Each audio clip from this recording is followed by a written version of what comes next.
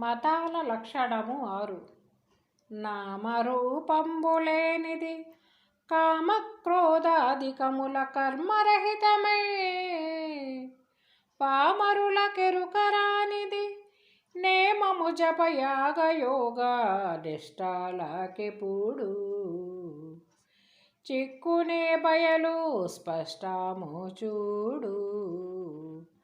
నా మాట నిజమాని నమ్ము మచలములోనే, నా మాట నిజమాని నమ్ము మచలములోనే, ఏమి కల్పించిన ఎరుక కారణమౌను. ఈ మహావాక్యములు 4 వేదములుగా నిశ్చయించిరి. ఏ మహత్తులు లేని అచలముకి మహావేదములు శూన్య నిష్ఠాలకెప్పుడు చిక్కునే బయలు స్పష్టము చూడు. జై నిజ గురుభ్యో నమ. శ్రీ నిజానంద పోలోజు వీరయాచార్య విరచితమైన శుద్ధ నిర్గుణ ప్రదత్వ బోధామృత కందార్థ ధ్రువులలో మతాల లక్షణమునందు 6వ కందార్థం. నాయన శిష్య, నామరూపంబు లేనిది. ఏది నామరూపంబు లేనిది? నాకైతే, నేనైతే, జగమైతే, తెలివైతే అన్ని నామములు అన్ని పేర్లు నావే. నామరూపము లేనిది, నామరూప క్రియ లేనిది ఏది? పరిపూర్ణం. అయితే దానికి ఎందుకు లేవు నామం? ఉంది, నేనే పెట్టా పరిపూర్ణమని, నేనే అన్నా అచలమని, నేనే అన్నా బట్టబయలని. నేను పెట్టిన నామాలే, దానికి ఏ పేరు లేదు. నాకు పేరు పెట్టుకున్నది నేనే. ఏమని? నేను శాశ్వతమని, నేను అనంతుడనని, నేను బ్రహ్మానంద స్వరూపుడనని, నేను బ్రహ్మమని, నా జ్ఞానమే బ్రహ్మమని, ఇలా నాకు పెట్టుకున్న పేర్లు నేనే. పరిపూర్ణమునకు కూడా పేరు పెట్టింది నేనే శిష్య. అది రూపము లేనిది అన్నది నేనే, దానికి క్రియ లేనిదు అని అంటూ ఉన్నది నేనే. ఇవన్నీ నాచే కాదు శిష్య. ఈ బోధంతా నాదే నాయన. ఇది మూలమునే గుర్తిరిగే శరీరమైనటువంటి ఈ ఆవరణం ఏదైతే ఉన్నదో, ఆవరణ సహితమై తన్మాత్ర సహితమై ఉన్నదే మతాలకు వీలు కాక ఉన్నది. కామక్రోధాధికముల కర్మరహితమై పామరుల కెరుగరానిది. ఇక్కడ పామరులంటే ఈ భౌతికమైనటువంటి చదువులు ఏవైతే ఉన్నావో అవి తెలియనటువంటి వారిని కాదు పామరులు అంటే. యథార్థాన్ని తెలియని వారు పామరులు. యథార్థాన్ని తెలియకపోతే వారు ఎంత విద్వాంసులైనా కానీ వారు కూడా పామరులే. ఉన్నదానిని ఉన్నట్లుగా చూడలేనటువంటి దృష్టి లేనటువంటి వారంతా పామరులే. ఇది పైన నామరూపములు లేనిది అన్నారు కదా, కింద అన్నారు కర్మరహితమయ్యని, అంటే నామరూప క్రియారహితమైనటువంటిది. అలానే కామక్రోధాధికముల ఈ నిన్ను బందీని చేస్తూ భ్రమింపజేస్తూ ఆకాశ అంశములైనటువంటి ఒక్కటే అది. నేనే కామం, నేనే క్రోధం, నేనే లోభం, నేనే మోహం, నేనే మదం, నేనే మాత్సర్యం. ఇవన్నీ కూడా వేరే ఏమీ కాదు. ఆ మనసే జ్ఞానంగా ఉన్నది, ఆ మనసే కామం అవుతున్నది, ఆ మనసే క్రోధం అవుతున్నది, ఆ మనసే లోభము మోహము అన్నీ అవుతున్నది, ఆ మనసే. ఇవి రహితమైనది, పామరుల కెరుగరానిది. ఏది చెప్తున్నారు? ఇంకా ఏటి వల్ల సాధ్యం కాదు. నేమము జప యాగ యోగా నిష్ఠాలకెప్పుడు చిక్కునే బయలు స్పష్టము చూడు. స్పష్టంగా చెప్తున్నాను ఆయన మద్గురుదేవుని వాక్యాన్ని. నేనేదో గ్రంథమో లేకపోతే ఇంకోటో చూసి చెప్పట్లేదు. నేను పొందినది, నేను అందినది మద్గురుదేవుని కరుణతో నేను ఉన్నది చెప్తున్నాను. నియమము అంటే పద్ధతి, నియమాలు. ఎన్నో నియమాలు ఉన్నాయి, ఎన్నో నియమాల గ్రంథాలు ఉన్నాయి. జప యాగ యోగ. జపము అంటే ఏంటంటే ఈ మంత్రావృత్తి ఏదైతే ఉన్నదో ఆ ప్రవృత్తితో వేదాధ్యయనం చేయడం అనేదే జపం, జపించటం. ఏదైనా మంత్రాన్ని తీసుకొని అది ఎన్నిసార్లు అయినది పూసల్లో తిప్పటమో ఇవన్నీ జపం. తర్వాత యాగం అంటే ఏంటి? యజ్ఞం. అనేక రకమైనటువంటి యజ్ఞం. యజ్ఞంలో నేనుండాలి, యజ్ఞకర్త ఉండాలి. ఆ యజ్ఞకర్తను నేనే, ఆ జపించేటువంటి వాజపేయిని నేనే, సోమయాజిని నేనే.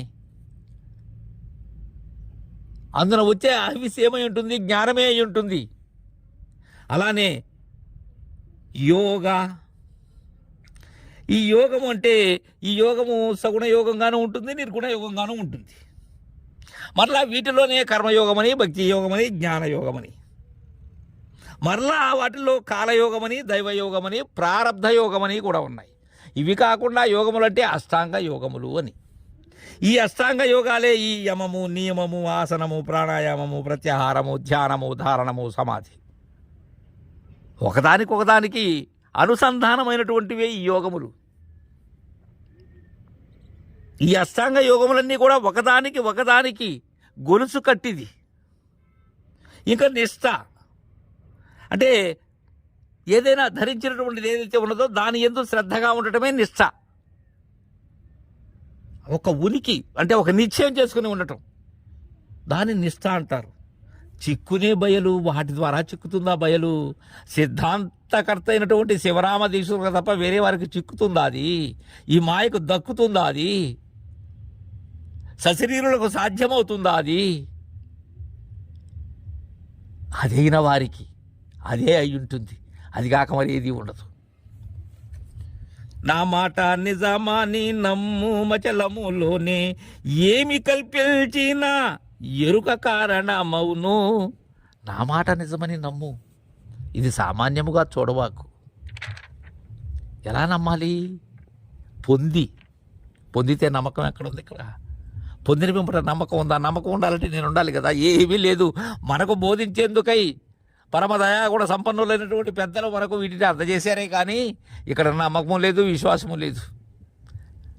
ఎప్పుడు? నేను లేనప్పుడు. ఎరుక కారణమవును. కారణం ఏంటి? అన్నిటికీ కారణం నేనే. ఇక్కడ ఎరుకంటే అదేదో వేరే అనుకోకూడదు. ఈ ఎరుకన్నా, తెలివన్నా, జ్ఞానమన్నా, అది ఏ పేరైనా అది నేను. ఎరుక కారణమవుతుంది. ఈ మహావాక్యములు 4 వేదములుగా నిశ్చయించిరి, ఏ మహత్తులు లేని అచలముకి ఈ మహావేదములు శూన్యాన్నిస్తాలాకెప్పుడు చిక్కునే బయలు స్పష్టము చూడు. ఇది స్పష్టంగా చెప్తున్నాను నేను. ఎరుక కారణమవుతుంది. ఎందుకంటే ఈ మహావాక్యములు 4 వేదములుగా నిశ్చయించిరి. ఎవరు నిశ్చయించారు? ఎవరో నిశ్చయించరా? ఎవరు నిశ్చయించినా వారెవరు? నేను. ఎరుకైనటువంటి జ్ఞానులు. వేదమే జ్ఞానం. ఏ 4 మహావాక్యాలు? ఈ ఋగ్వేదము, యజుర్వేదము, సామవేదము, అథర్వణ వేదము శిష్య. ఈ 4కి 4 మహావాక్యాలు. రుక్కు అంటే ఏంది? శబ్దం, శ్రోత్రమే. ఋగ్వేదం శ్రోత్రములే. యజుర్వేదము, యజు అంటే ఏంది? ప్రకాశం, కాంతి. యజుర్వేదమే నేత్రములు. సామవేదం ఉచ్ఛ్వాస నిశ్వాసములను సమభావముగా గ్రహించి వదులుతూ ఉండబడేటువంటి నాసికమే సామవేదం. ఇక అధర్వణ వేదం, అధరములు, పలికేందుకు కారణమైనటువంటి అధరములైన పెదవులు. ఒకటొచ్చి ప్రజ్ఞాన బ్రహ్మ, అహం బ్రహ్మస్మి, తత్వమసి బ్రహ్మ, అయమాత్మ బ్రహ్మ. ఈ 4 వేదములకు 4 మహావాక్యములకు విభజించారు కదా. ఏ మహత్తులు లేని అచలము, అచలములకు మహత్తే లేదు. ఏదైతే గుర్తిరుగుతూ ఉన్నదో ఆ జ్ఞానమే ప్రజ్ఞానం, ఆ మహత్వం దానికి లేదు. ఎందుకని? గుర్తిరిగే జ్ఞానం దానికి లేదు కావున. అది నేను అయ్యాను అనేటువంటి జ్ఞానం దానికి లేదు కావున అది తత్వమసికి చల్లదు. నేనే బ్రహ్మమైతిని అంటే అంతకు మునుపు కాకుండా ఇప్పుడైనట్టుగా అనేటువంటి భావనతో అది కాదది. అయం ఆత్మ బ్రహ్మ ఎలా కుదురుతుంది? కుదరదు. మహావేదములు శూన్యాన్నిష్టాలకి ఇప్పుడు